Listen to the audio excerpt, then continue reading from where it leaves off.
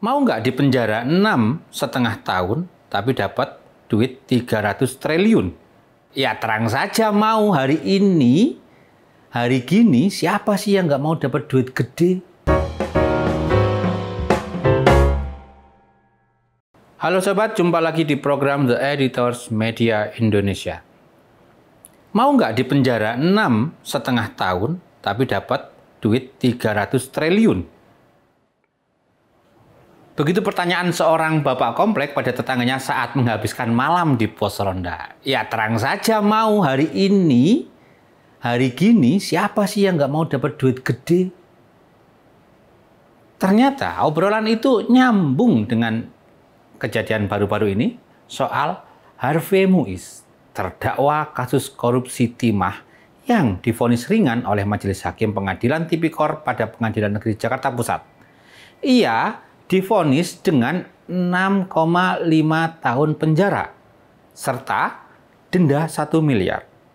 Suami artis Sandra Dewi itu juga dihukum membayar uang pengganti senilai 210 miliar. Padahal dalam kasus itu kerugian negara diperkirakan mencapai 300 triliun. Nah, jadi untuk hukum-hukuman, untuk bayar pengganti, bayar denda itu nggak sampai 1 triliun, masih ada 299 triliun. Vonis itu pun memantik respon dari masyarakat. Pemerhati hukum Yonatan Baskoro menilai vonis itu justru memperburuk marwah pemberantasan korupsi dan peradilan di tanah air.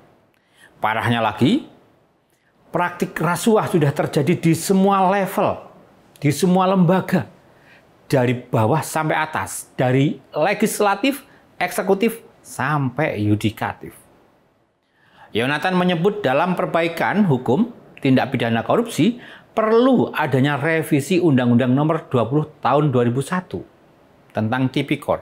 Sebab regulasi itu terakhir direvisi tahun 2001. Sedangkan, kata dia, korupsi sekarang semakin canggih, udah menggunakan teknologi.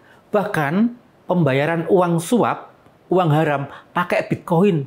Nggak lagi zaman transfer, kemudian cash, atau kasih emas. Enggak, Bitcoin. Warganet pun ramai. Salah satu YouTuber, konten kreator, Jerome Pauline, di akun Instagram pribadinya, membagikan video yang berisi perhitungan pendapatan koruptor yang dihukum 6,5 tahun penjara, tapi korupsinya mencapai 300 triliun. Jerome memproyeksikan pelaku menerima sekitar 167 miliar per tahun. Lalu, Jerome melanjutkan perhitungannya yang menghasilkan angka 13,9 miliar rupiah per bulan. Dan kalau dibagi jumlah hari, maka akan dapat 460 juta per hari. Tidak sampai di situ, Jerome juga melanjutkan perhitungannya dengan menghitung penghasilan per jam. Angkanya fantastis. Dalam 24 jam sehari, 1 jamnya koruptor itu bisa menghasilkan 20 juta rupiah. Fantastis, bukan? Jerome pun mengajukan pertanyaan di akhir videonya, jika kerugian negara mencapai triliunan rupiah dan pelaku hanya dihukum 6,5 tahun penjara, akankah hukuman tersebut sebanding? Ini yang menjadikan miris. Akhirnya, vonis ringan Harvey Muiz ini jadi bahan meme oleh warganet. Mengapa? Mereka punya perasaan yang sama, punya rasa keadilan yang sama, yakni Harvey Muiz seharusnya tidak mendapat vonis yang begitu ringan. Menariknya lagi, salah satu pertimbangan hakim dalam vonis ringan Harvey Muiz adalah karena terdakwa berkelakuan baik. Menarik bukan? Inilah yang dinilai oleh banyak pakar hukum sebagai hal yang boleh tapi tidak pantas. Ya, kira-kira seperti itu. Karena dalam penjatuhan vonis harus tetap ada rasa keadilan.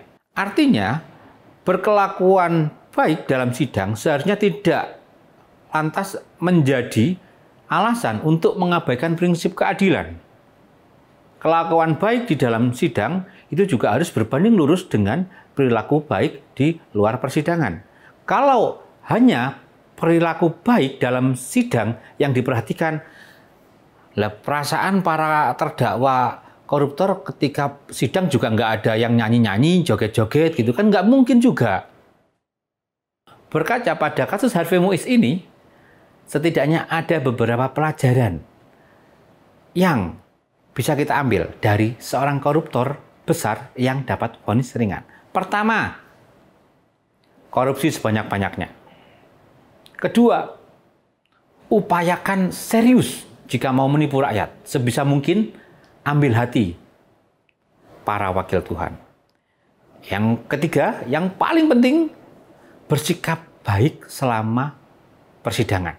Jangan sambil joget-joget, nyanyi-nyanyi, makan-makan, apalagi sambil rujakan, jangan.